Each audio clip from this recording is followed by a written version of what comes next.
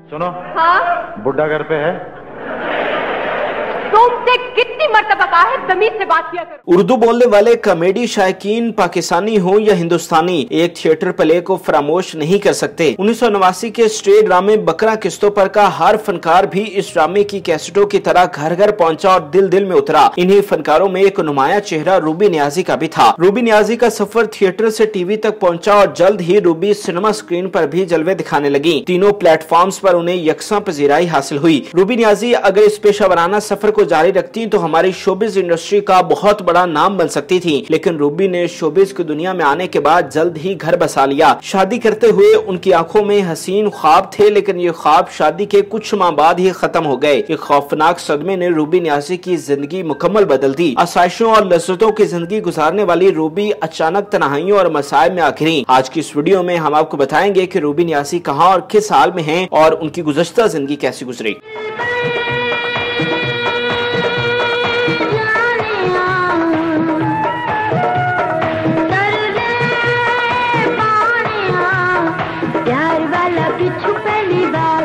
Ruby Niazi आजकल Singapore में अपनी बेटी के हमरा खुशगवार जिंदगी बसर कर रही हैं। सिंगापुर मुंतकिल होने के बाद वो दोबारा पाकिस्तान नहीं आई। उन्होंने सिंगापुर को ही अपना वतन बनाया और वहीं पर अपनी बाकी मानदा जिंदगी बसर कर रही हैं। रूबी ने इंडस्ट्री छोड़ने के बावजूद अपना तर्ज जिंदगी तब्दील नहीं किया। वो अभी भी पहले की तरह बनाओ सिंगार और मलबूसात का इस्तेमाल करती हैं और वाज़ेह चमक दमक के साथ अपनी जिंदगी बसर कर रही हैं। उनकी बेटी भी सिंगापुर में तालीम हासिल कर रही है, जो बाद में वहीं पर मुलाजमत इख्तियार कर लेंगी। रूबी को किसी भी तरह के माली मसाइल का सामना नहीं है, क्योंकि उन्हें अपने मरहूम शोहर असलिम नाथा से काफी जायदाद और दौलत मुंतकिल हुई। रूबी की शादी फिल्मसाज असलिम नाथा से हुई थी, लेकिन वो एक मुतनाज़िया शख्सियत थे। असलिम नाथा फिल्मसाज होने के साथ साथ पीपल्स पार्टी से वाबस्ता एक सियासी शख्सियत भी थे और कराची के सियासी और लसानी झगड़ों में उनकी शोहरत एक बदमाश की भी थी। यही झगड़े और दुश्मनियां उनके कत्ल का मज्जा भी बने। 1994 में रूबी की उनसे शादी हुई और 1995 में असलिम कत्ल कर दिए गए। रूबी नियाजी ने तो शादी के बाद काम छोड़कर असलिम नाथा से वफा निभाई, लेकिन असलिम की जिंदगी वफा न कर सकी। रूबी शादी के कुछ माह बाद बेवा हो गई। रूबी नियाजी की जिंदगी एक भयानक मोड़ पर आ खड़ी हुई। उनकी एक नन्ही सी बेटी भी थी, जिसकी परवरिश का बड़ा इम्तिहान उनके आगे था। रूबी नियाजी को अपने शोहर की जायदाद से विरासत लेने में भी बड़ी पेचीदगियां देखने पड़ी और एक तवील कानूनी जंग के बाद उन्हें विरासत में से हिस्सा मिला, जिसके बाद वो सिंगापुर मुंतकिल हुई। प्यार प्यार प्यार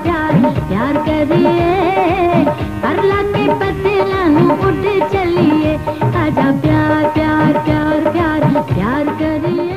सिंगापुर मुंतकिल होने के बाद उन्होंने अपने सोशल मीडिया अकाउंट्स भी बंद कर दिए कि कोई भी ऐसा तरीका ना बचे जिससे उनके बारे में लोगों को मालूम हो। रूबी ने इंडस्ट्री छोड़ने के बाद साथी फनकारों से राब्ते भी मुनक़दा कर दिए, जिसके बाद किसी के पास भी उनके बारे में ज्यादा ठोस मालूमात नहीं है और ना ही उनकी ज्यादा हालिया तस्वीरें हैं। अदाकारा होने के बाद उन्हें शुरू दिन से ही अपना ख्याल रखना पड़ता था, चुनाचा वो आदत अभी भी उनकी कायम है, जिस पर अमल करते हुए रूबी बाकायदा एक्सरसाइज और वॉक करती हैं। इसके साथ साथ वो सेहतमंद डाइट इस्तेमाल करती हैं और हर उस चीज से परहेज करती हैं जिससे उनकी सेहत पर मुज़र असरात मुरतब हों।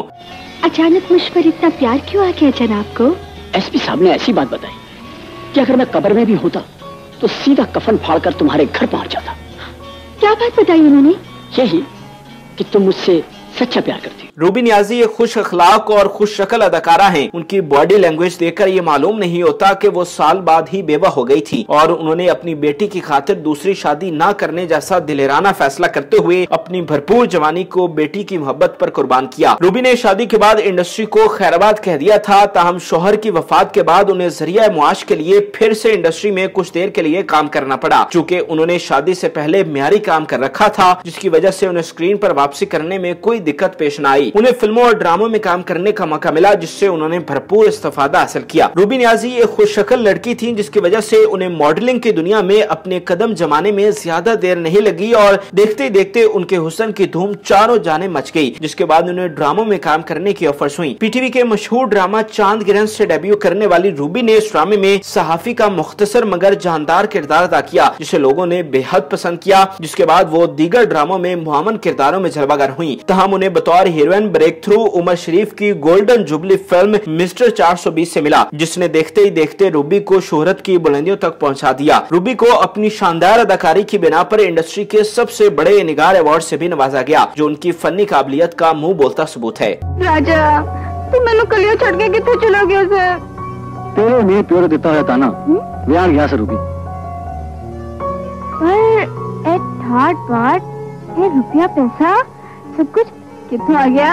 ये सब जादू दा कमाल है। रूबी नियाज़ी के करियर की काबिल जिक्र बात ये रही है कि वो हर किस्म के तनाज़ात और स्कैंडल से दूर रही। हसीनो जमील होने के साथ साथ वो वक्त की मारूफ अदाकारा भी थी, मगर उन्होंने खुद को हदूदो क़यूद में कैद रखा, जिसकी वजह से कोई दाग उनकी साख या करियर पर ना पड़ सका। हालांकि हीरोइंस इंडस्ट्री में नाम और काम के लिए अदाकारों और हिदायतकारों के साथ माशुके और ताल्लुकात काम कर लेती हैं, मगर रूबी ने ऐसा कुछ नहीं किया। उन्होंने बाइज्जत तरीके से इंडस्ट्री में कदम रखा और बाइज्जत तरीके से इंडस्ट्री को खैराबाद कहा। आंटी आज मैं बहुत खुश हूँ। बहुत खुश हो? मैं थप्पड़ मार के तुम्हें रंगीला कर दूं बेटे।